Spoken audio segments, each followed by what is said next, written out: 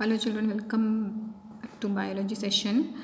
Now that we are done with the nervous system, let us move on to next important system, that is endocrine system. Okay, so today is going to be the first part of it.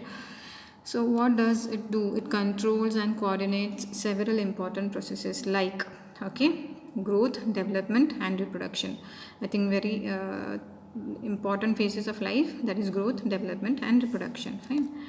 To carry out these functions, endocrine system has two types of glands. Okay, mainly two types of glands. They have several glands, but which are being bifurcated into mainly two types. One is endocrine and one is exocrine. You can see here. Okay, exocrine is having a kind of a pit-like structure, whereas endocrine, there is no pit-like structure. All these secretions will be directly poured, all the hormones will be poured into the blood capillaries. Whereas in exocrine, there are glands. For now, you just remember exocrine has glands, endocrine doesn't have glands.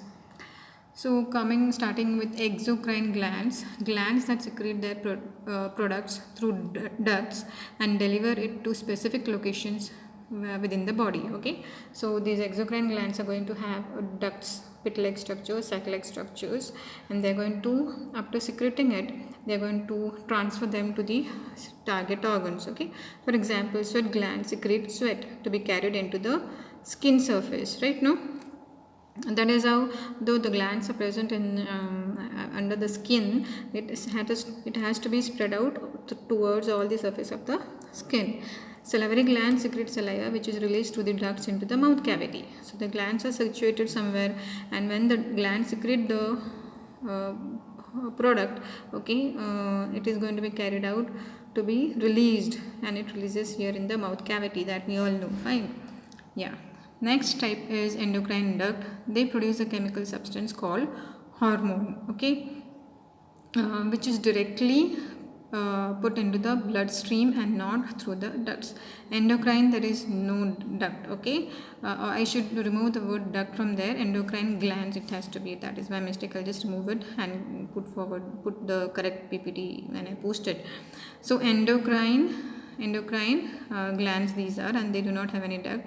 They secrete hormones which directly get poured into the bloodstream, and these hormones are picked by other organs uh, at various parts of the body and produce specific response. Such organs are called target organs. So now these hormones through the blood capillaries will reach to the specific locations, specific organs, and these organs obviously they have their own functions to be carried out. That is why they are called as target organs. Okay. Next like for example, for endocrine gland, let us see adrenal gland. There is one gland called as adrenal gland which secretes adrenaline, and one of its target organ is heart. You must have heard this adrenaline, most of you, because it is more related to your group, your age, where you people you people get excited on various, like if you have the favorite song, favorite dance, a favorite hero to be seen, or favorite food to be seen, then there is a kind of adrenaline rush, we say, right? Yeah, so this adrenaline has been secreted by this adrenal gland, and one of its target is heart. So your heart kind of goes bits faster when you see your favorite hero or something, a favorite food, right? No, something of that kind happens, or when you are going through some rides in the Imagica kind of place, right? Yeah, so that is what example is. The effect of the hormones last for a period of time, though they are required in small quantities and concentrations. Okay, so these hormones are kind of small in quantities, and it lasts for a period of time, for few moments. These hormones are proteins. What are these hormones? Mainly composed of proteins, and their secretions in excess or less can lead to disorders in the body. This is very important because in today's age, where there is depending on your lifestyle, there are a lot of effect that the endocrine system goes through, and if there is any kind of a less or more secretion, it hampers the entire body process. Important endocrine glands are thyroid, adrenal and pancreas. These are only important. There are many others, but for the important ones, thyroid, adrenal and pancreas. Okay, so let us start with important ones. That is, first is pituitary gland. Okay, let us start with pituitary gland.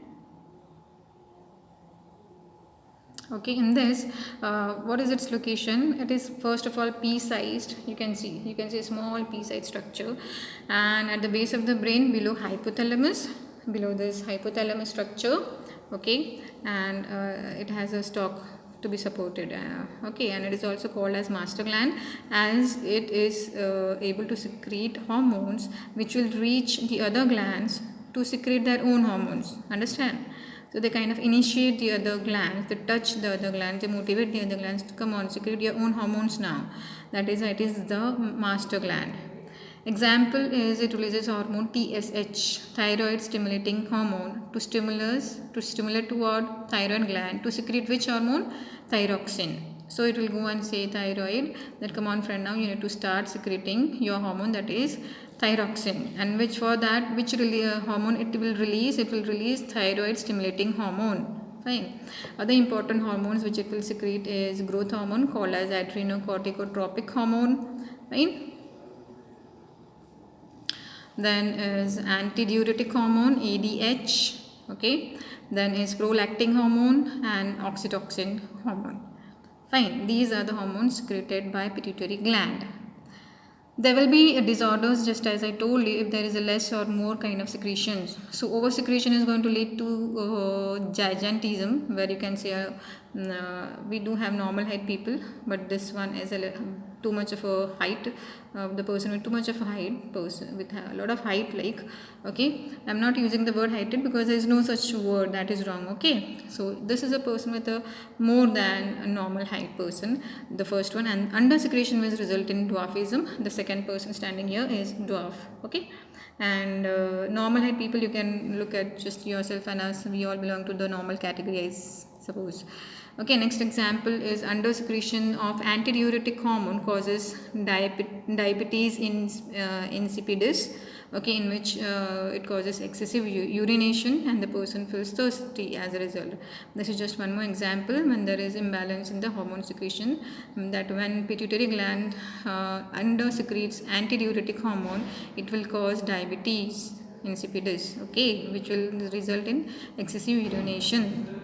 So till here, fine for today. Okay, please go through the content of the lesson of the textbook, refer to various videos for your understanding, and solve the given work whatever I'll be giving posting for today's session. Okay, have a very nice day ahead, children. Keep studying. I want you to score very good marks, and be careful, be healthy. Okay, and be kind with each other, and help your parents, respect your parents, obey your parents. Fine.